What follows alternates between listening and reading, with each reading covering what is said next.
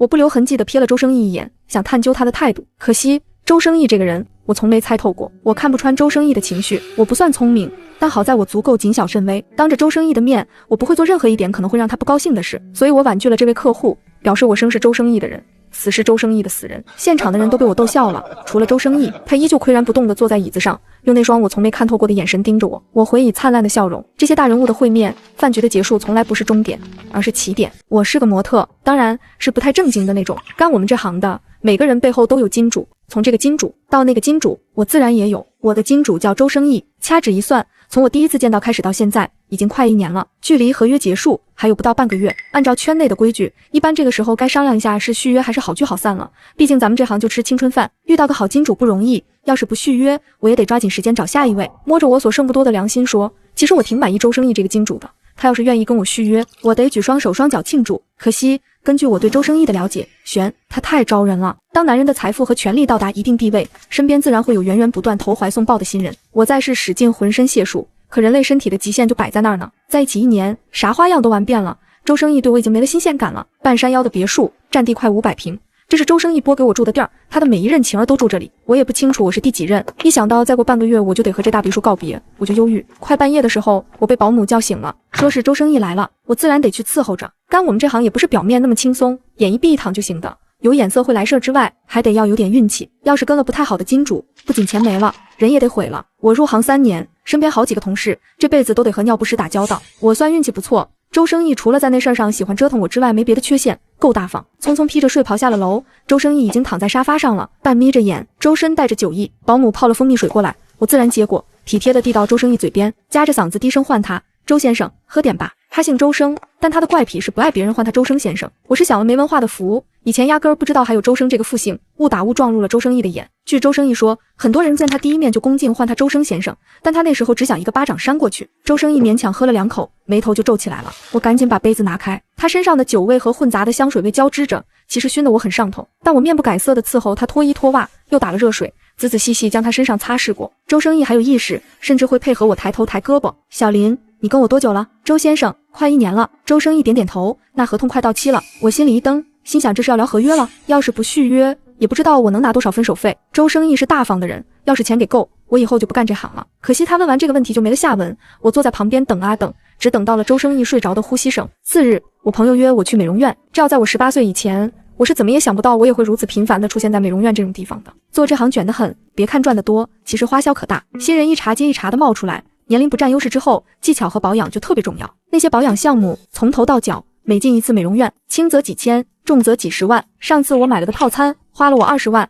刷卡的时候心都在滴血，但效果还是很不错的。当晚周生义没忍住，以前可很少有这种情况，那男人的忍耐力惊人。我玩了18般武艺，但通常到了最后时刻，他都会忍住。朋友问我接下来有什么打算，他最近认识了个金圈的金主，还不错。我要是有意向，下次聚会他就把我一起带上。我连连拒绝，虽然周生义多半不会和我续约，但现在毕竟还是合约存续期，我要是背着他找下家，我就是找死。也不知道是谁那么好命，能成为周生义的下一任。朋友语气不无嫉妒，不知道。我回答的干脆。周生义不爱别人揣测他的心意，但做我们这行的，揣摩人心喜好那是本能。在我跟周生义的这1年里，看过不少送给他的美人，男女都有。他们这种人其实无所谓，只要能让他们开心，钱就不会少。他一开始对我有几分热情，不过越到后来越平淡，应该是新鲜劲儿过去，觉得我也不过如此。明年指不定就换人完了。保养项目做到一半，我接到周生义的电话，他给了我地址，让我立刻赶过去。地址是某公馆，会员制，隐私性很强。我隐隐有预料，到了之后发现是周生义的客户从港圈过来。我出现的意义就是用另一种方式讨得这些客户的欢心，这我老本行，我可擅长了。酒饮一杯又一杯，讨喜的话不断从我口中冒出来，现场的气氛非常热络。有客户当着周生义的面给我递了一张名片，他表示很喜欢我。我不留痕迹地瞥了周生义一眼，想探究他的态度。可惜周生义这个人，我从没猜透过。我看不穿周生义的情绪，我不算聪明，但好在我足够谨小慎微。当着周生义的面，我不会做任何一点可能会让他不高兴的事，所以我婉拒了这位客户，表示我生是周生义的人，死是周生义的死人。现场的人都被我逗笑了，除了周生义，他依旧岿然不动地坐在椅子上，用那双我从没看透过的眼神盯着我。我回以灿烂的笑容。这些大人物的会面，饭局的结束从来不是终点，而是起点。战场转移，偌大的包厢，茶几上已经摆满了各种昂贵酒水。妈妈桑带了一群人进来，有男有女，像摆在架子上包装精美的货物，任人挑选。我看到其中甚至有刚成年。做我们这行的，眼睛得毒，真年轻还是假年轻。我一眼就看出来了。周生义懒懒的开口，把那个刚成年留下了。我顿时警惕起来，我不怕玩心机耍手段，但年龄这个东西，我永远无法战胜。我是装纯，但人家是真纯呐。第一次接客，周生义问他，小年轻羞涩又紧张的点头。他笨拙的给周生义倒酒，估计是太紧张了，酒都洒出来了。周生义没生气，只给了我一个眼神。我会意，知道这种小事得我来，至于讨人欢心，有小年轻就够了。我眼观六路，耳听八方，倒酒是我，陪唱是我，兴致来了热舞一曲的还是我。隐隐约约，我听到周生义语调慵懒的和小年轻搭话，问他姓甚名谁，多大年纪，18岁，来自某偏远的滨海小镇，家人生病，经济困难。这故事背景实在是已经被人用烂了，太俗，我都不屑于用。当初周生义问我为什么做这行，我都说我懒，就想不劳而获。我深信就是因为这理由清新脱俗，毫不做作，周生义才把我看上了。偏偏周生义居然信了，他甚至摸出支票簿，给小年轻填了支票。我震惊了，早知道卖惨有用，哪里还等得到小年轻表现啊？你喜欢身世凄惨的，你跟我说啊！我以前读书那会儿，常年都是学校优秀作文代表，什么悲惨的故事我编不出来。酒局结束，已经是凌晨3点，周生义带着小年轻走了。好在他不算太忘恩负义，看在我今晚卖力演出的份上，好心让司机送我回家。车上开了空调，该是温度正好，可大概是喝多了，体温偏高。我坐在后排忍了又忍，最后憋不住了，让司机停车。还没停稳，我就直接冲下车，抱着路边肮脏的垃圾桶吐了个天昏地暗。跟了周生义1年，我的酒量似乎下降了些，今晚红白夹杂，一共也不过7、8瓶，我就受不住了。司机好心下车，给我递了纸巾，我吐的胆汁都出来，嘴里全是苦涩，狼狈的对司机表示感谢。你没事吧？要不我送你去医院？没事，我摆手，小问题，我心里有数，又不是第一回喝吐了，没那么娇气，强撑着一口气回了家。我感觉脑子已经成了一团浆糊，眼一闭就能彻底睡死过去。偏偏躺在床上的那一刻，我突然就没了睡意。我有种强烈的预感，我的地位即将被那个小年轻取代了。他怎么运气这么好，第一次出台就遇到了周生义，简直要酸死我了。我的预感没错，接下来的1周，我再没见过周生义。陆续从各路人马那里听了周生义的最新消息，那个小年轻毫无意外荣登周生义新宠岗位，一时风头无两。每每这时，我就懊恼自己为啥当初要选择走善解人意路线。我要是走霸道骄蛮路线，不就能理直气壮跑到周生义面前，让他不能有了新人就冷落旧人吗？日子一天天过，合约终于到期，我很识趣，没等周生义开口赶我走，就主动收拾好了行李。其实我早就清楚，他一直没跟我聊续约的事，摆明就是不想继续了。可没办法，由奢入俭难，我是真舍不得这大别墅和保姆啊。周生义派了他的秘书过来跟我聊，给了我一套房产，3环的大平层，估价大概600万。我第一时间就想脱手套现，毕竟我手头不宽裕，开销如流水，这房子我多住几个月，估计连物业费都付不起。搬出别墅的第2天，一张名片辗转到我手里，是那天在周生义的饭局上被我拒绝的那张名片。朋友跟我说，我觉得这靠山还不错，反正你现在和周生义也两清了，得抓紧机会啊。我犹豫，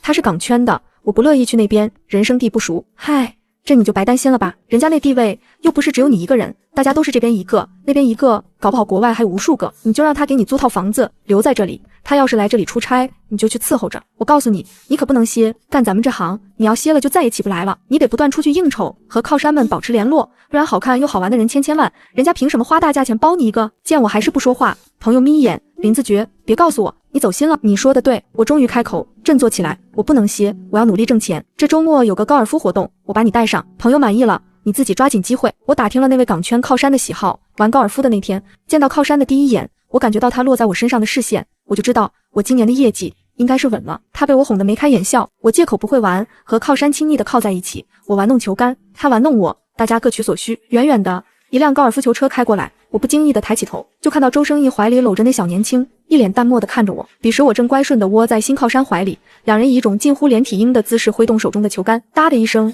那球也不知道是个什么莫名其妙的路线，高高跃起，最后砸在了周生义脑袋上。我当时连自己的坟墓选址都想好了，我上辈子大概是杀了这球的全家，不然这球场足足1000亩，为什么他偏要砸在周生义的脑袋上？身后的新靠山瞬间就放开了我，一脸恨不得跟我划清界限的模样。我理解他，在这个地界，没有人想惹到周生义头上。今儿这球是不是我打出去的不重要，结果只能是，也一定是我打出去的。周生先生，实在是抱歉，我这就送您去医院。新靠山匆匆迎上去，一脸歉疚，都是我没看好底下的人，不长眼睛伤了您。我抬手揉了下眼睛，瞬间眼眶通红，一脸惊慌，扑通一声在周生义面前跪下，嗓音颤抖，周先生，对不起，真的对不起，我也不知道怎么回事。别说这草坪跪起来还挺软和，一点不伤膝盖。我脑袋低垂，看不到周生义的表情，不过周围一片寂静，气氛应该是相当严肃。原本我还幻想着周生义说不定能看在我尽心尽力伺候他1年的份上对我网开一面，现在估计悬了。我是被他的保镖直接拎起来的，2个人一左一右制着我的胳膊，几乎半拖着我往周生义面前又送了半步。周生义居高临下的坐在高尔夫球车上，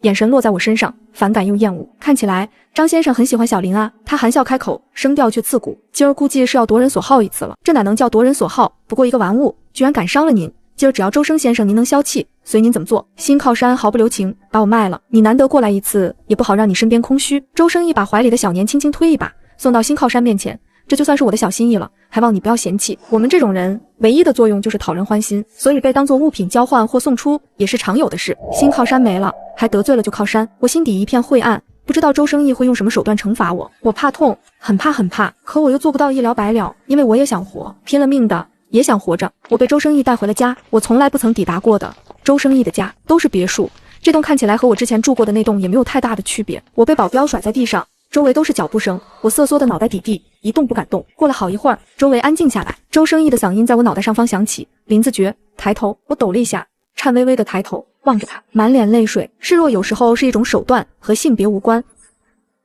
我以前不爱哭，因为知道哭了也没人心疼，所以轻易不让自己落泪。后来做了这行，发现那些男人是真的喜欢看我们哭啊，他们喜欢被弱者崇拜，更喜欢把弱者踩在脚下，狠狠碾压。哭什么？周生义问我。潜意识里，我觉得他现在心情似乎好了些，因为他的坐姿明显比在那个张先生面前更放松了些。我大着胆子爬到他面前，可怜巴巴的把手放在他的膝盖上，一脸委屈。周先生，您原谅我好不好？我真的不是有意的。周生义眸色晦暗不明，伸手捏住我的下巴，力道不重，指腹甚至轻柔地抚摸着我的颈子。你的新靠山抛弃你了。什么新靠山就靠山，我只想要周先生您一个靠山。我眨眼，眼泪就落下来。可是您不要我了，有了新人，我这个旧人就入不得你的眼了。这话之前怎么没听你说过？周生义问我。我扯了下嘴角，垂下眼睑。我这种身份哪里有资格说这种话？那怎么今天突然说了？我怕我再不说，以后就没机会了。在你心里，我是这种残暴不仁的人？周生义强迫我看着他。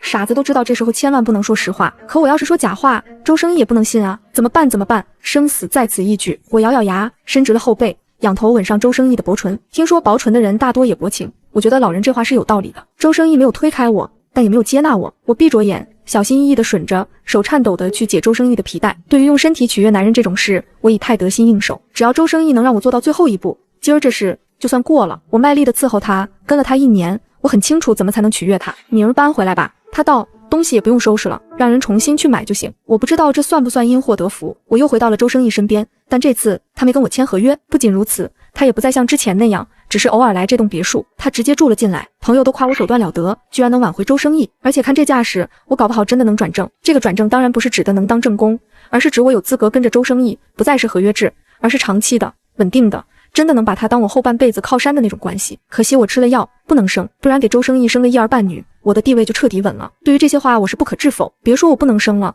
就算能生，我也不可能生周生义的孩子。接机头，我翘首以盼。周生义这次出差快1个月，老实说，我还真有点想他。从显示屏上看到飞机已降落，我数着时间，1分1秒，终于远远看到周生义的身影。周先生，我兴奋地举起手臂，用力摇摆。周生义看过来，罕见的眉眼都带了一点笑。很偶尔的时候，我也会生出或许我们只是普通的情侣，和世上千千万万的小情侣也没什么不一样的想法。抱着这种念头，我的视线无意识往旁边瞥了一眼，正好迎上那人的视线。真是意外，在机场这种地方，我居然遇到了我的生母。我的出生不太光彩，入这行一开始也不是自愿，不过人本来就有聚集性，我的精力放在电视剧里可能会赚几滴观众的眼泪，但放在我们这行实在不值一提，所以我从来不卖惨，惨的人多了，我算什么东西？机场人来人往，我自然地收回视线，大步飞奔向周生义，用热烈的怀抱表达我的思念之情。周生义单手搂住我，语气淡淡，眉眼却温和。这么开心啊？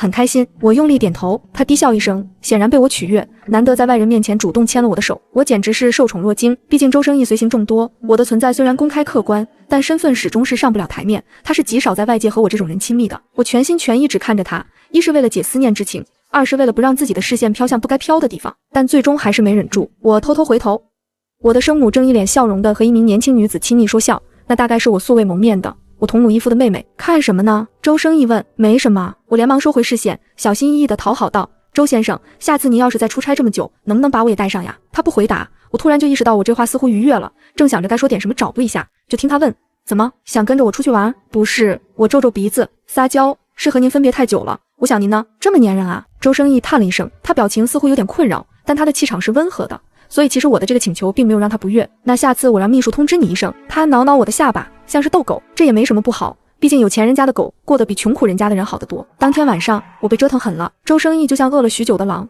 我浑身上下没一处地方是完好的。我暗自揣测周生义出差这1个月应该是行程很紧，所以没时间发泄，毕竟他算工作狂，当需求和工作有冲突时，他从来都优先工作。我累得眼皮都发酸了，根本睁不开眼。可周生义抽身离开时，我还是清醒了片刻。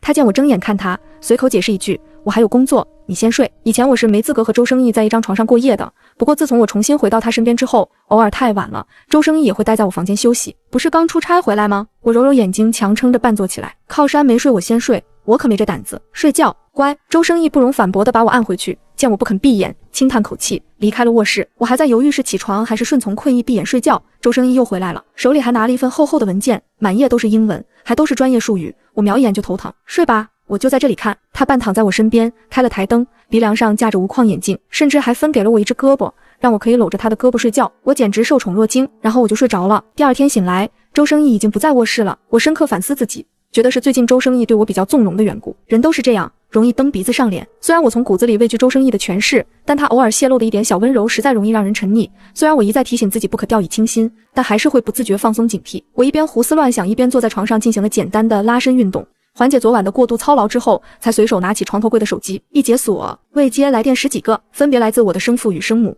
自打我入这一行开始，他们给我打电话从来只有一个目的，要钱。我就是他们的提款机。我是被我生父领入这行的，他欠了债，拿我去抵。我跟的第一个靠山就是我生父的债主。那会儿我还生涩，也没啥讨人欢心的本事，受了不少罪。第一任靠山没多久就对我腻味了，把我送去训练了几个月，在一次酒会上把我送给了第二任靠山。第二任靠山有些私人癖好，好处是非常大方，我靠着他还清了我生父的赌债。后来我生母不知从哪儿听说了我能赚大钱的消息，给我打电话说缺钱，我不给，他就跑到我住的地方来闹，甚至打扰到了我的工作。因为这个，我被第二任靠山删掉了一颗牙，所以我搭上周生义之后，一直对他们有求必应。我很怕他们再次搞破坏。挣钱很难，想好好活着更难。做这行赚得多花得多，再加上生父生母无底洞的需求，我的日子过得很是紧巴。其实我也考虑过和他们断了联系，但这行进来容易出去难，而且现实是我也习惯了如今奢靡的生活。离开这行，我没技能没文凭赚不了钱，我活不下去。想到这里，我面无表情地给他们回电话。生母果然是要钱，他昨天在机场看到我和周生义相处的画面了，觉得我攀上这么大一棵树，之前给他的钱还是太少，要我翻倍。我没这么多，我说我找房管局的朋友查了，你名下有套房，你过户给我吧。生母理直气壮，你妹妹毕业回国，正好需要一套房子。不可能，我拒绝。林子爵，你该不会以为你找了得力的靠山我就拿你没办法了吧？你信不信我要是去周生义公司门口闹2天，周生义肯定立马甩了你？我信，毕竟我前一任靠山就是这么没的。靠山找我是为了玩乐，为了解压，可不是为了给我收拾烂摊子的。我沉沉吐一口气，你给我点时间，你尽快，我可没什么耐心。他哼了一声，挂了电话。我稳了稳心神，又给生父回电话，你最近很得周生义欢心啊。生父说，我这里有件事需要你做，事成之后我保证再也不找你要钱。什么事？你去偷一份文件，跟 X 公司的并购案有关的。我没读过几年书，但我知道需要我去偷的东西肯定不是一份单纯的并购案文件这么简单。如果我拒绝呢？我问你拒绝的话，我会死。生父咬牙，我死肯定会拉上你这个垫背的。我挂了电话，发什么呆？卧室门不知何时被打开，周生义暴毙靠着门口看着我，也不知道站了多久。我心慌，不知道他听了多少。没什么，醒了就起床。周生义说下楼来，我浑浑噩噩的起身洗漱，下楼一抬眼愣住，客厅不知何时换了布置，到处都是气球，最中央那面墙之前挂的是一幅价值几亿的名画，现在被取下来，用气球贴了 Happy Birthday 几个字母。周生义站在楼梯口，手里拿着礼花棒，砰的一声，礼花洒我一身。林子爵，生日快乐！我太久没过生日了，以至于当我看到满屋的礼品盒，看到摆在客厅正中央的双层蛋糕，我第一反应不是欢喜，而是陌生。今天是我生日吗？好像不是吧。我茫然，下意识想去看手机，怎么不高兴？周生义敏锐察觉到我的情绪，脸上的笑意淡了一些，我瞬间慌了，立刻上前，脸上挤出灿烂的笑容。不是，我就是太惊喜了，不知道该怎么反应才好。周先生，你是第一个给我过生日的人，我真的很开心。我自己什么想法不重要，不能扫金主的心才重要。我是今天这场生日宴的主角，但导演是周生义，演员不过是按照导演的要求如实出演剧本上的内容而已。周生义给我准备了不少礼物，其中不乏昂贵的奢侈品、跑车，甚至还有房产，完美解决了我的燃眉之急。我收下这些东西，就注定无法离开周生义，自然也要一辈子和生父生母纠缠，永远活在提心吊胆之中。我不收这些东西，我缺钱，我没法生活，能活多久还是两说。这些印着名牌 logo 的车钥匙，镶了昂贵宝石的手表，我是真的喜欢啊。我是这么俗的人，又拜金礼都送到我面前了，让我推出去，我做不到。我欢喜地手收下礼物，给了周生义一个大大的假吻。管他呢，就算是死，我也要带着这些财产一起死。我度过了我记忆中有史以来最隆重的生日，周生义也很满意我的配合。明明是忙得脚不沾地的人，却空出了整整1天的时间陪我。他纵容我，但我从来都缺乏安全感，不由得想，他对我的底线在哪里？容忍我偶尔的骄纵，像对喜爱的宠物狗那样，分出精力和时间特意陪伴，甚至在当天晚上准备了热气腾腾的火锅。自从我入了这行，我再没吃过辛辣油腻的食物。我要保持健康，不能让皮肤发红长痘，不能有黑眼圈。天知道，每当我吃着寡淡的蔬菜沙拉，看着手机里吃播大鱼大肉的时候有多煎熬，说是满清10大酷刑也不为过了。牛油的香气不受控制地往我的鼻腔里钻，我深呼吸一口气，咽下口水，忍痛拒绝。周先生，还是算了吧，你不喜欢？周生义说，我记得你是 C 市人 ，C 市火锅之乡，喜欢。我窘迫地回答，但是靠山今天为我准备了这么多的惊喜，今晚我怎么也得表示一下的。但我太久没吃辣了，胃不一样受得了，万一淋到头了掉链子，画面太美，我不敢想象。周生义看出了我的欲言又止，拉开椅子让我坐下，不用担心。他弯腰在我耳边低语，这几天我都会很忙，放过我。眼睛一亮，满桌子的菜品全是我爱吃的，我只恨自己这几年节食太过，把胃饿小了，没法把这些菜全塞进肚子里。周生义口味清淡，火锅也就是吃个新鲜，大部分时候都坐在我旁边给我夹菜。有一说一，桌上咕弄翻滚的牛油锅配上晕黄的灯光，再加上周生义偶尔慢点的叮嘱，这一幕看起来还挺温馨。不过后来周生义就不让我吃了，他说我的胃鼓得像个皮球，再吃下去就该爆了。我很不好意思，因为肚皮上没几两肉，胃稍微凸一点就看起来特别明显。他扶我上楼的时候一脸恨铁不成钢，我从来没克扣过你的饮食，你想吃什么吃就是了，何必忍得这么辛苦？我寻思男人的嘴骗人的鬼，我有一次贪凉，吃了半根冰棍，拉了几次肚子，导致没能及时把周生义伺候好。他当时特别不满的皱眉，说我没有职业操守，什么该吃什么不该吃都不知道吗？当晚周生义睡着之后，我横竖吃太多睡不着，又爬起来把那些昂贵的礼物翻来覆去又看了好几遍。我好喜欢这些，他们是我安全感的来源，是我立足的根本。我把它们全部放在抽屉里，悄无声息地起床，走到书房门口。这个房间对我而言充满了使命。周生义工作的时候不喜欢被人打扰，公司的业务很广，金额又大，我也怕不小心看到不该看的，再加上里面堆满了书籍，密密麻麻都是我看不懂的外文，我对这里从来都心怀敬畏。我感觉自己的心脏跳得异常迅速，在门口做了半天心理建设，我还是没敢进去。我不傻，在这座城市得罪我生父以及他背后某个不知名大人物，我还有逃走的机会。得罪了周生义，我会生不如死。那天之后，我再没接过我生父的电话，并且我想了个主意，我找朋友花钱聘了一群混混，准备给我那对不称职的父母一点教训。我以前没干过这种事，毕竟之前生活都成困难，整天只想着怎么样才能消停点。但现在不行了，我好好跟着周生义，哪怕以后他对我腻了，我也有退路，不会太为难我。朋友问我，你想做到什么地步？我问，能做到什么地步？口头威胁、警告，还是打一顿，还是让人落下一点残疾，更或者制造一点车祸，要了命。这程度不同，价位自然也不同。我想了想，我生父那边得打一顿才行，不然他不会放在心上。我生母那边，你找几个长得凶恶一点的，去跟踪我那个同母异父的妹妹几天，语言威胁几句就行。她是我生母的命，容不得有一点闪失的。对了，动手的时候务必让他们知道，这些事都是我安排的。OK， 等我好消息吧。朋友效率很高，没几天我就接到生母的电话，咬牙切齿要让我好看。我建议你不要威胁我，我语气平静，钱在我手里，你哄我高兴了，我还能施舍你2分；你惹我不高兴了，这次你女儿只是受点惊吓，但下次可就不一定了。生母对我极尽辱骂，最终也只能恨恨挂了电话。我以前怎么那么蠢，居然没想到这个办法，傻傻的给了好多钱出去。其实他们也不过是外强中干的气球，真一扎就破了。我生父倒是一直没给我打电话，听说那几个混混下手有点狠，我生父一直在休养，没出过家门。我浅浅呼一口气，心想总算是能安宁一段时间。可惜在我的人生中，安宁的日子好像都不能长久。我只是出门去一趟美容院的功夫，马路上突然飙过来一辆面包车，车门一开，数名大汉戴着口罩强行把我拉上车，我还没来得及呼喊，一张湿毛巾就堵住了我的口鼻。多意外，我这种人居然也会遇到绑架。说起来我的人生好像是不太顺畅，但绑架这事儿头一遭，毕竟不是富二代也不是大官要员，绑了也没价值啊。我是被水泼醒的，周围不太明亮，应该是地下室之类的地方。我被冰水浸得浑身发抖，费力睁大眼看着面前的人，不认识，但站在他后面的我生父倒是一如既往的面目可憎。见我醒来，我生父脸上闪过恶意，似乎很想冲过来教训我，可又碍于前方那位领头人的气势，不敢自作主张。林子爵，我畏缩着不敢吭声，这男的周身都透露着上位者对下位者的冷漠和碾压，不是我能惹得起的。长得也就这样，也不知道哪儿入了周生义的眼。生父跟在后面陪笑，低声道，这丫头可是伯哥亲自教出来的。伯哥，我的第一任靠山，原来是他，那确实有几分手段。男人眯着眼睛打量我，旁人很有眼色凑上去给他点了一支雪茄，一吸一吐，烟雾就全喷在了我脸上。怎么样，要不要考虑一下？跟了我，保证不比跟着周生义。我怕得要死，勉强扯出笑容讨好。您哪儿的话，您和周先生那是我垫着脚也够摸不上的厉害人物，我哪有资格挑这个选那个？既然知道惹不起我，为什么要拒绝我的要求？燃烧着的雪茄被直接按在我脸上，痛得我顿时眼泪都出来了。那阵刺痛还没退去，我的另一半脸就被狠狠扇了一巴掌，扇得我脑子都在嗡嗡作响，居然还敢派人来向我示威，胆儿不小啊！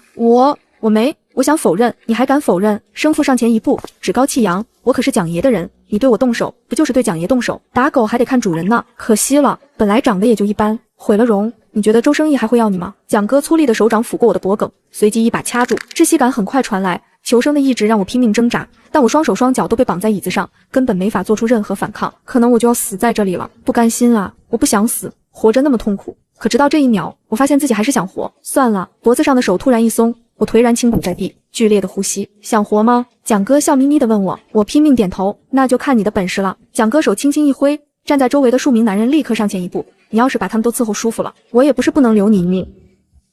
我蜷缩在地上，无力地看着这一幕。摄像机架起来了，正对着我。我又听到蒋哥说，好好干，这部大片的第一位观众就是周生义，你知道该做些什么吧？我垂眸，不知道。看看我这些手下，个个年轻雄壮，周生义那块40岁的老男人能有他们厉害？你就对着镜头实话就行，没有一个男人能接受被嘲讽能力不强。我是周生义的身边人，亲密的事做过无数次，如果我对着镜头一边面露享受，一边直言说周生义不如这些混混，我能想象得到周生义会有多颜面尽失。可我想活着，哪怕只是多活几天也好呢。我垂下眼眸，脸上刻意露出被教训过的小意逢迎的笑。蒋哥，我知道该怎么做了，可我想先伺候您。脸上的伤口仍旧火辣辣的疼，可我不敢碰，只看着他。蒋哥讽刺一笑，见人就是见人，别以为伺候了我，你的身价就高了。我和周生义不一样的，你这档次的可入不了我的眼。话虽如此，可他还是让人给我解开了绳子。我将尊严狠狠踩在脚底，匍匐着到他面前。其实我并不在乎尊严这种东西，毕竟我要是在乎，我活不到现在。小时候能为了一口吃的没脸没皮的去求人，说好话，被打了也嬉皮笑脸，现在也能为了活下去软了骨头，做尽一切下贱污秽之事。反正我本来就是做这行的，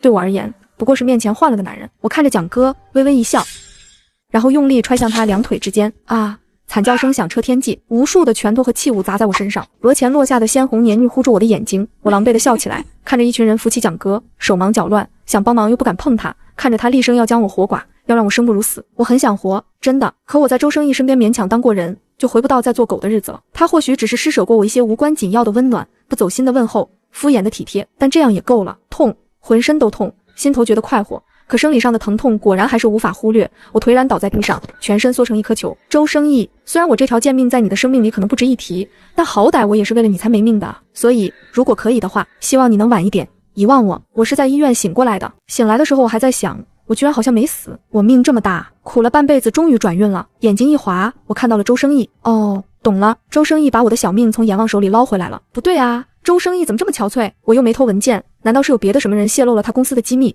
导致他破产了？我想张嘴问问情况，毕竟我手里还有点资产。周生义要真破产了，我害怕他把钱要回去，那还不如让我死了呢。结果我还没出声，周生义已经凑过来，小心翼翼地抚上我的脸颊。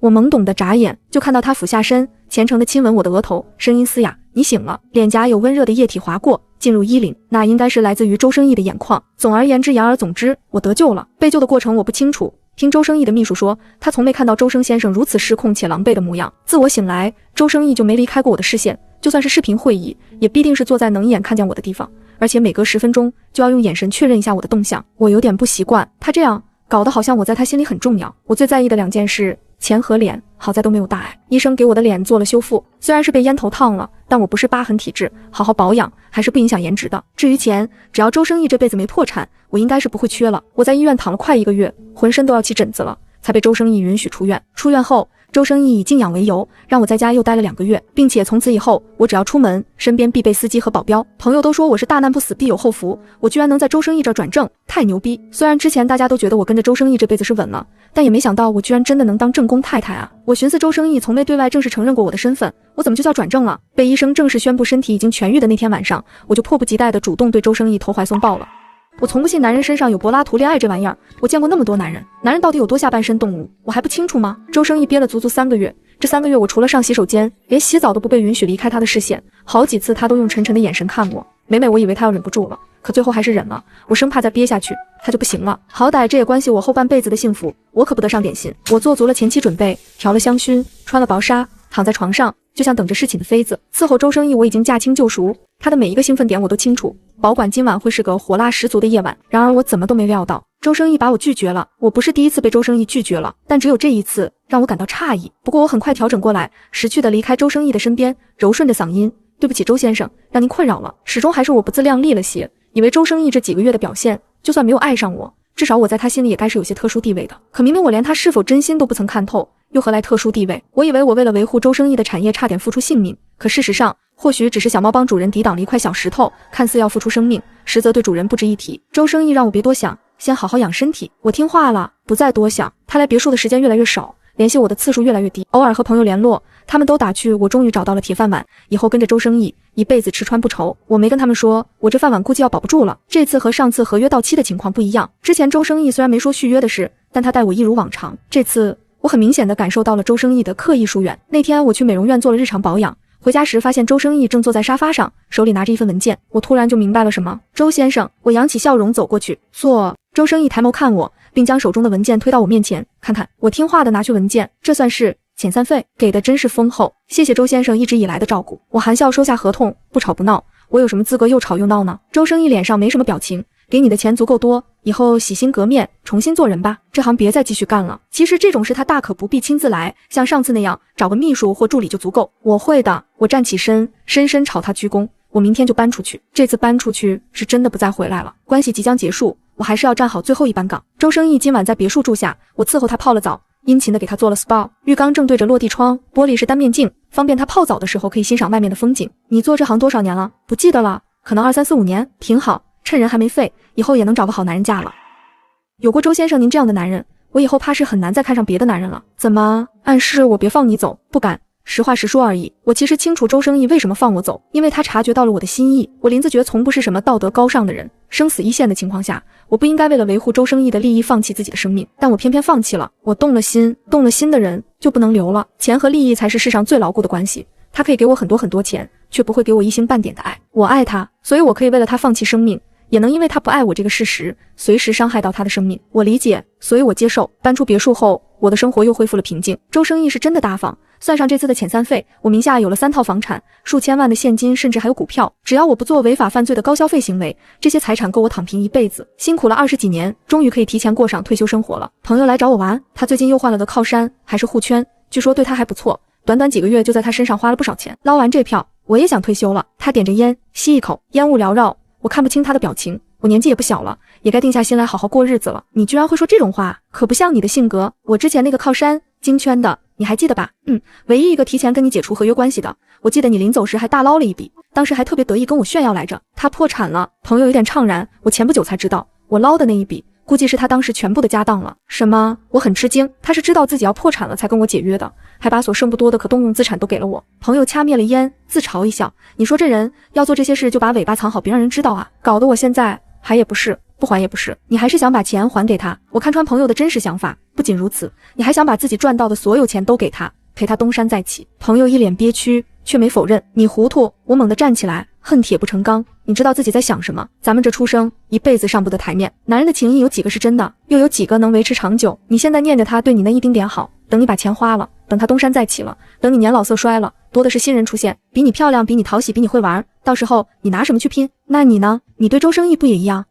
我哑口无言。女人就是容易心软，身处最不该走心的行业，所以事情的开端都是各取所需，利益交换，前辈的血泪教训历历在目。偏偏我们这些后人永远都重蹈覆辙。至少我拿了钱，这辈子吃喝不愁了。我说我没倒贴，这点我比你强，那是你运气好，碰上了周生义这个永远不做亏本生意的商人。你信不信周生义要是现在破产，你倒贴的速度比我还快？乌鸦嘴呢你！我连忙打住这个话题。结果有些是真的说不得。周生义破产的消息，我是从新闻里看到的。以前我是从不关注新闻的，就我这种人，文化课也没上几年，关注了新闻也没用。不过和周生义分开之后我会看，因为他偶尔会出现在新闻里。周生义怎么可能破产？但事情愈演愈烈，好像是真的。我辗转从几个圈内朋友那里打听了，他们的靠山多少都有些人脉，帮我问了一下，事情属实。朋友也特意给我打点电话，我问了，估计和上次绑架你的是一拨人，冲着周生义来的。周生义的势力在本地太大了，几乎是只手遮天，不把他掰倒，大家永远只能喝汤，吃不上肉。树大招风，就是这个道理。我在家坐立不安了几天，开始计算我的总资产，都是跟了周生义之后才累积下来的。我知道对于周生义而言，我这点资产不过是杯水车薪，不过也算是我聊表心意了。确实如我朋友所料，我劝他时义正言辞，当我遇上了这种事，倒贴的比谁都快，甚至比他有过之而无不及。朋友好歹还想着能和那位金圈靠山在一起一辈子呢，我却是连这种想法都不敢有。我有周生义的私人电话，但他没接，我又编辑了消息发过去，语气很斟酌，且小心翼翼。后来是周生义的秘书给我回了电话，把我拒绝了。林小姐，周生先生说了，谢谢你的心意，希望你以后好好过日子，就不要再操心救人之事了。以周生义的性格，他不收我的心意不见得是真心为我着想，不过是男人面子下不来，不肯接受我这种人的给予。早有预料的事，但我还是遗憾。我知道我和他之间巨大的差距，哪怕是一点小事，我也无法为他做到，但我还是做了自己想做的事。活了这么多年，我能由着自己的性子任性的次数真的不多，所以哪怕是倒贴，我都倒贴的甘之如饴。朋友把钱给我的时候，点着我的额头一直骂骂咧咧，说借那么多钱看我以后怎么还。有人看我可怜不忍心，借钱的时候就说不然再给我介绍个靠山，人品是一般，但出手大方，忍1年就好了。我都拒了，我把那张汇聚了所有资产的卡快递给了周生义，之后就告诫自己两清了，再也不要想他了。我找了份普通工作，又在网上做了自媒体，跟着靠山们混了那么多年，别的不说，世面还是见识过。对于医美和化妆打扮，我也颇有心得。我没有学历，只能另辟赛道挣钱。万幸的是，我的第2条视频就火。我始终觉得我的运气一直都不算太坏，以前爹不疼娘不爱吧，但也没把我饿死。后来没办法做了模特这行，虽然不正规吧，但也就是一开始受点罪，后来融入了也就适应了。再后来上位没成功，周生义不要我了，但也是把我后半生安排的妥妥当当，吃喝不愁了。现在虽然又穷了，但我那从来没点亮过的事业线，居然眼看就要红火起来了，多好！人就是得活着才行，活着才有奔头，才有未来。我白天上班，晚上拍摄，日子那是越过越红火。直到朋友突然给我打电话，说周生义又起来了。我已经刻意不关注他很长时间，现在再听到他的消息，还有点恍如隔世之感。是吗？那挺好的。我真情实意地说，虽然我和他没可能，但我还是盼着他好。你这个性格没救了。我过得挺好的，也挺开心的。我还劝他，你要是真打算金盆洗手，你也来和我一起干。我现在有粉丝量了，我可以给你引流，等我真的落魄了再找你。给你打这个电话就是跟你说一声，让你放心，以后别再牵挂他了。其实真不用打这个电话，我大概是一辈子都不可能不牵挂周生义，但我也做好了一辈子都再不跟他见面，再不看他任何消息的准备。别看我脑子不聪明，其实我机灵着呢。会让我难过和失望的人和事，我从来都不抱一丁点期待。就像我从不奢望父母会疼爱我，也不奢望周生义会另眼相待我。生活圈子打开了之后，我认识了很多新朋友，他们不知道我以前做过模特，不知道我有过靠山，他们觉得我性格好，能力强，还见多识广，留言里全是对我的夸奖。我心里其实有点隐隐的不安，这或许有个名词叫创伤后压力心理障碍症。我这种人不该过得这么顺利，赢得大家的喜欢。他们眼中的我是完美的，没有缺点，但我明明满身泥泞。直到网上开始出现我的黑料，铺天盖地的谩骂，我突然就踏实了。我一面笑自己不正常，被骂了还高兴，一面制作了诚恳的聊天视频，过程甚至算得上愉快。我没什么好对我的过去隐瞒的，那些是一件一桩，集合起来造就了如今的我。我会被打倒，但我永远不会趴下。我做好了不会被接纳的准备，想着这段时间挣的钱也不少，原本计划10年内还能还清的债务缩短到2年，挺好的。但我被接纳了。有很多人骂我不要脸不知廉耻，赚着见不得光的钱还想洗白了上岸，但有更多的人留言鼓励我，让我不要放弃生活。他们私信我，告诉我自身的遭遇，好像苦难被分散之后就不再是那么苦难。我是经常哭的，在靠山面前，时不时就要哀哀怨怨的装个柔弱半个可怜，好引起他们的征服欲。但那只是生存的技巧，不是本能。我何德何能被这么多人接受和喜欢？这个世界真的很好，如果我没有勇敢地踏出那一步，也许我永远都看不到世界的善意。年底的时候，我接到某平台的通知，让我去参加一个颁奖典礼。我盛装打扮出席了，典礼办得很隆重，除了不少大网红之外，还来了好些明星。我提前知道了自己要拿的奖项，也准备了获奖词。临上台前，我还在背词，没办法，记性不好，就那么几句词，翻来覆去都记不住。下面有请我们的颁奖嘉宾，周生集团负责人周生义先生。主持人笑容满面说完，台下一片哗然，我的笑容僵在脸上。虽然如今是网红经济，在场的网红哪个不是年入千万上亿，但周生义怎么可能？我处在原地，顺着主持人的视线看过去，周生义在万众瞩目中朝我款款走来，还是我记忆中的模样，高高在上，一丝不苟。恭喜你！他拿过奖杯，双手递给我，谢谢。我声如文瑞，你做得很好，远比我想象的更优秀。周生义和我握手，我们并肩站在一起，面对台下观众，我从没想过还能有这一天。我光明正大站在周生义身边，接受众人的鼓掌。林子爵，周生义唤我，要不要到我身边来？我不吭声。这一次是名正言顺，光明正大，以未婚妻的身份。周生义第一次见林子爵是在一场再普通不过的酒会，想奉承他的人很多，但不是人人都有那个资格。大家都恭敬称呼他为周生先生，只有林子爵像个文盲似的叫他周先生，因为这个称呼实在太稀少，所以当时他多看了一眼。身居高位的人，哪怕是一个眼神，都会被下面的人反复琢磨，仔细研究。他不过多看了一眼，就有人以为是他看上了林子爵，于是没一会儿，林子爵就被送到了他身边，连带的还有身世调查、体检报告。他当时身边正好空虚，林子爵站在他面前，拘束微笑，眼底是掩饰得很好，但依旧被他发现了的不甘和厌恶。送到他身边的人都是已经被教好了的，他有点好奇林子爵这样的在这名利场中能坚持多久，可惜太乏味了。周生义后来发现林子爵心底那一点小情绪完全不会对他的生活造成任何影响，他看得出来林子爵在尽量让自己融入这个圈子，讨好卖乖卑躬屈膝，为了保持对男人的吸引力花大价钱去医美，甚至去做那些传得神乎其神实际上连安全性都没得保证的紧致套餐，那也是他唯一一次失控。不是因为紧致套餐起了作用，是他那天刚好路过，看到林子爵一瘸一拐从美容院出来，打扮精致却龇牙咧嘴的，看起来那么艳俗，周围人都对他投去异样的目光。林子爵仿佛浑然不觉，可是转过弯却看到林子爵双手抱膝，头埋在膝盖间蹲了很久很久，身形瘦弱，背影寂寥。像林子爵这种人，周生义见过太多，不管有没有捞够钱，结局都免不了凄惨二字，很少有能善终的。那一刻，周生义突然生出一个念头，也不是不能一辈子养着林子爵，反正就当是个解闷的宠物罢了。但这个念头他从没跟林子爵说过。合约到期的日子越来越近，他看着林子爵逐渐按捺不住内心的焦虑，寻思林子爵到底什么时候能向他提出续约申请。可惜林子爵太乖了，乖到不会对他有一丝愉悦，哪怕他当着林子爵的面找了新人，林子爵也只会沉默地咽下委屈，扮演好自己的角色。他看出林子爵眼底对新人口中那个悲惨故事的嘲讽，也看出林子爵在看到高尔夫球落在他头上时眼底的绝望。周生义当时就觉得他和个文盲较什么真，有几分上心的人留在身边就是了。林子爵怎么想其实并不重要，他自己心里舒坦就够了。重新在一起之后，周生义有时会在林子爵的房间留宿，他觉得每次看到林子爵眼皮快要睁不开，耷拉着一边说我不困一边小鸡啄米的模样，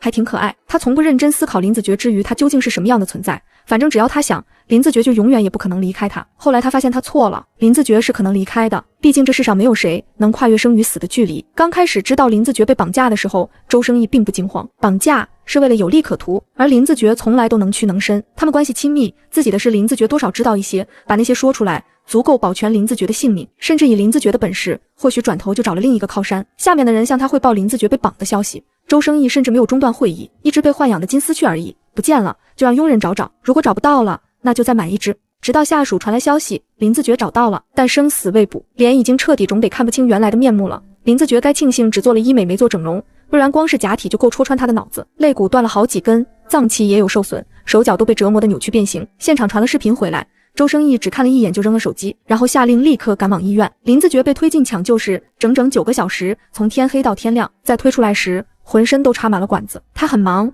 着解决公司的各种问题，忙着应付对家的公检。林子爵被送往 ICU， 只能固定时间探望，所以他留在医院其实也没什么用。但周生义还是想遵从内心的真实想法，一直留在医院没走。医院的居住条件自然不会太舒适，即使精力充沛如周生义，也难免憔悴，但他憔悴的速度远不如林子爵。这个人静悄悄躺在病床上，日复一日的衰弱下去。医生说病人的求生意志不强，所以才会迟迟无法苏醒。周生义心中嗤笑，骗子，若是真的不强，怎么会拼了命的吊着那一口气等到他的救援？他从不在乎自己对林子爵究竟是何种感情，却在那一刻突然有些懂了自己的内心。他在潜意识里允许林子爵靠出卖自己的秘密保住小命的时候，其实就说明他已经动心。在林子爵身上，周生义确实体会到了很多对他无用但从未体验过的情感，比如林子爵终于清醒的那一刻，他心底的欢喜和激动；比如林子爵咬着牙努力做复健，面上还要若无其事对他微笑时的心疼。他耐心地养着林子爵，用最好的医疗资源堆砌出他的健康，又安排了保镖确保他的安全。期间到底付出了多少真心，只有他自己清楚。爱情于他是无用的玩意儿，少许可以用来做调剂品，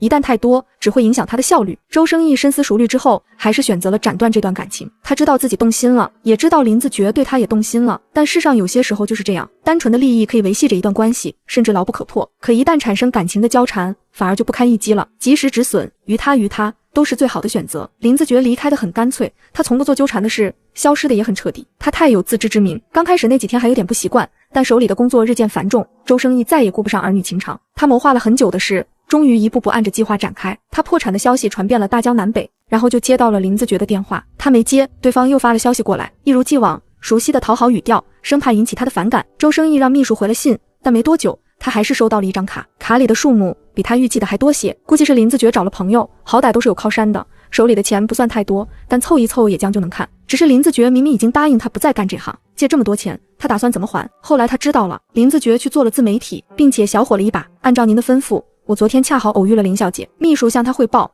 他看起来精神状态还不错，说自己的事业上了正轨，有很多粉丝喜欢，也赚了不少钱。是吗？可据他所知，他的每一条视频下都有谩骂，说他丑，说他做作，前几天才爆出来他以前做过模特，有过靠山的事。现在网上全是林子爵的黑粉，否则周生义也不会刻意安排了这场偶遇，他怕林子爵会想不开。林子爵就是这样的，对自身的伤痛从来都云淡风轻的掠过，可能是知道没什么人关心他，他露出难过的表情也没用，但他清楚的知道林子爵的柜子里藏着药，那药是一颗一颗累积起来的，累积了很久，但林子爵一直没有吃下去。合约到期了又把林子爵叫回来，是怕他想不开吃药，后来放他走是怕他对他感情再投入，他给不了他想要的，最终也只能走到吃药这一步。再后来银行卡递到他手中，他没归还，是希望林子爵有牵挂，他惦记着要还朋友钱，就不会想不开，总得要给他一点希望，让他能继续活下去。网上的事别处理得太干净了。周生义说林子爵是聪明人，一面倒的好评只会让他起疑，明白他终究对林子爵还是不同的，不同到愿意为了林子爵打破自己的原则，注意细节，他愿意给林子爵时间，